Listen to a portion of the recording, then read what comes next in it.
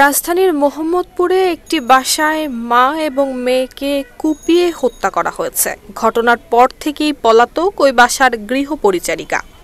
একদম ফ্লোরে পড়ে আছে, রক্তে ভেসে আছে।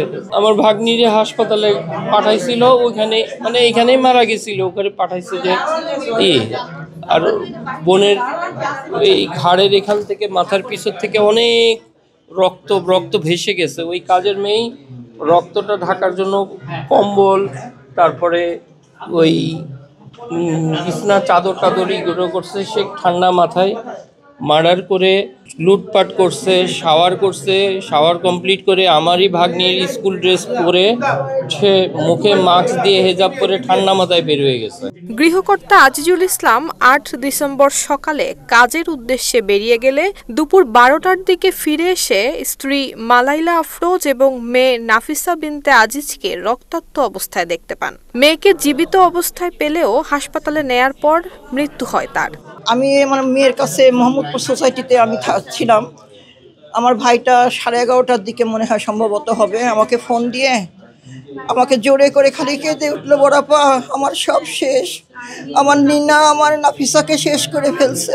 ওর নাকি গা নাকি পোড়া ছিল। কালকে আমার ভাইটা গেছিল আমার কাছে, তো আমাকে বললো যে এরকম একটা মেয়ে পাইছি, এরকম মেয়েটার শরীরটা পোড়া, তো কাজ খুব ধীরে করে।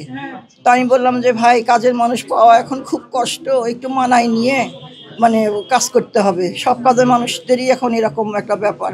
তো বললো যে হ্যাঁ সেরকম ভাবেই রাখছে। আর মনোবল হতে হয় স্পার্জিরো। জেরুজালেম 25 বছরের পথ চলায় নিরাপদে রাখার প্রত্যয়ে। আমার মেয়ের সাথে পড়াশোনা করে, আজকে ওর লাস্ট এক্সাম ছিল।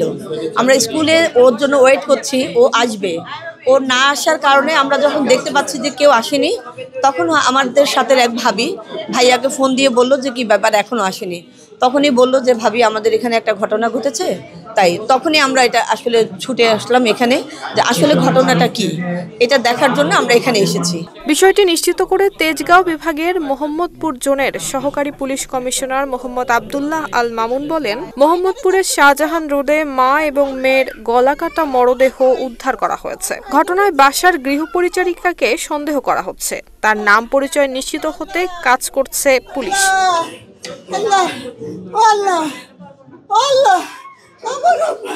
অন্যদিকে পুলিশের একটি সূত্র বলছে, পলাতক ওই গৃহকর্মীর নাম আয়শা। সে ধারালো অস্ত্র দিয়ে তাদেরকে হত্যা করে পালিয়ে গেছে।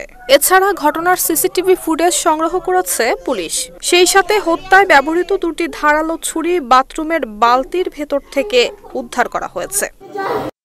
নুসরাত জাহান মেহেক, ঢাকা পোস্ট।